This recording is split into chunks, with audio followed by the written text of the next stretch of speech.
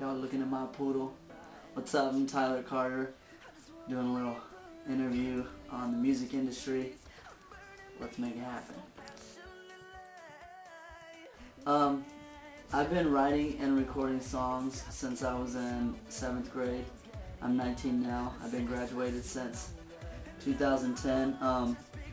I guess my first song I recorded sometime my 7th grade year.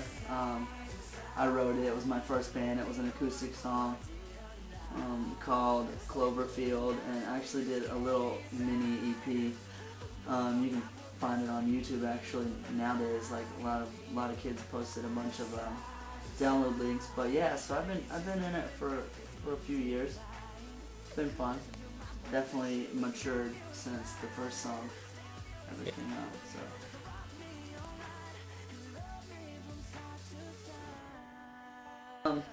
Being in a band was a lot of fun. Recording was my favorite part because there was so much you could do. I mean, obviously, like being in the studio and getting to do track for track, you can always show off a little more, you know. It's I don't know, it's a lot of fun. The writing process is tough. Being in a band is tough because everybody has to work together to write a song, and it gets crazy.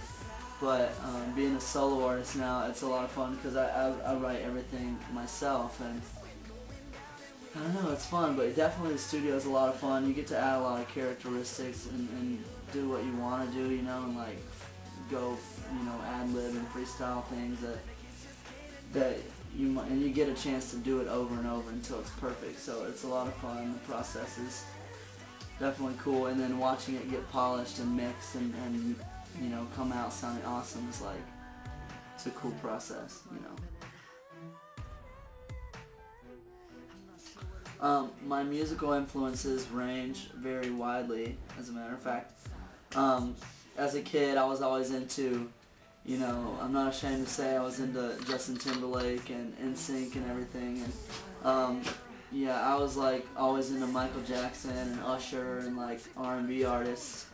So I grew up listening to that, and then, you know, getting into high school, I was like a little skater punk, so I listened to a lot of punk music and a lot of pop punk music, and then got into pop, and I don't know, I like everything though. Lately I've been really into like experimental, you know, like glam music, like I'm into The Weeknd and I don't know, just like experimental, like ambient, but like soulful vocals, you know, so it's I'm pretty much into that right now. So. I mean, I've always recorded like in somewhat of a pro studio. Like those first recordings I ever did was actually one of the more legit studios I'd ever been to. Like the record I did with the band that I was formerly a part of, Woe Is Me, we did our record at a really dope studio in Florida. It's a Rise Records, you know, Fearless Records studio called Chango. That was cool, but like right now I have my own setup actually upstairs in the closet. I have padding up and I have like a whole vocal booth built, so that's kind of where I do like my covers, and I started, you know, putting together somewhat of a mixtape just like for fun. And yeah, that's kind of what I'm doing now, but I'm sure I'll be back in like some big time studios eventually. I mean, I've had influence on a lot of the things like guitar and piano. Like I play piano, and I know a little bit of acoustic, like guitar. I can structure out songs, but I'm not very good with notes, so when it comes to like actually recording parts for acoustic, I wouldn't do it. I would have a studio musician or somebody do it.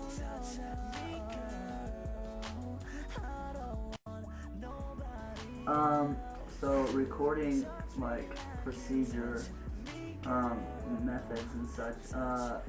It was like when we were doing our album with my previous band.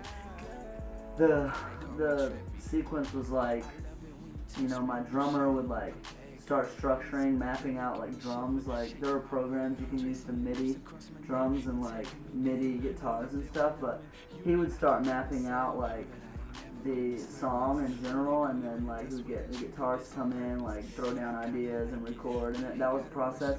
At the end of it all, they would give me like the instrumentals for the song, what we call a pre-production, which is just pretty much, you know, explains itself. It's just a pre-production of what the song will be when you record it at like a legitimate studio.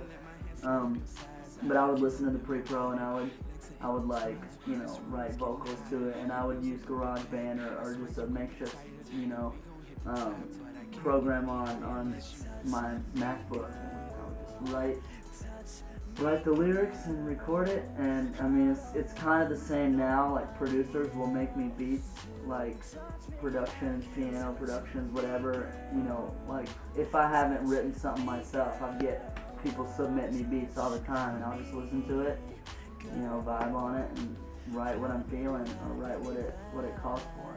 So, pretty much the gist of it. That's the easiest way to go about writing.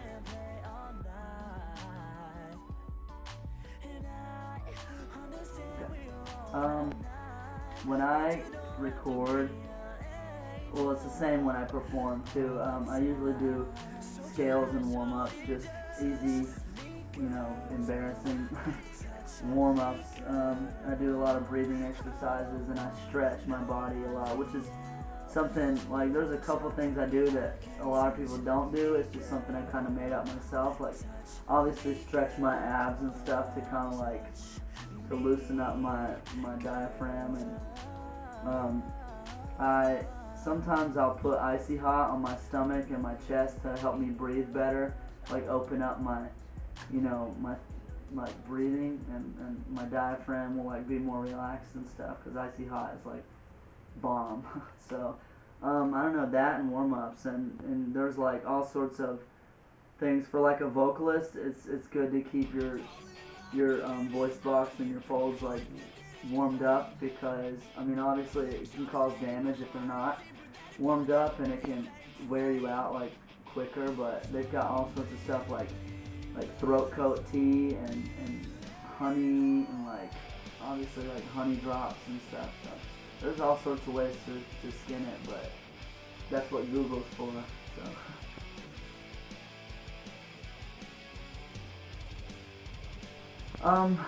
I mean, I don't know, that, like I said, warming up is a big thing for studio. I don't know, the only thing that I've ever been told that like was really helpful, and it's kind of simple, but all my producers, I'll be recording and they just say, sell it. Sell it, sell it. That's all I ever say. It's like, give it the character it needs, you know, like really put character into it, because nobody wants to listen to a song where the vocals are like blah blah blah. So you really just gotta, you know, be emotional and I don't know, sell it.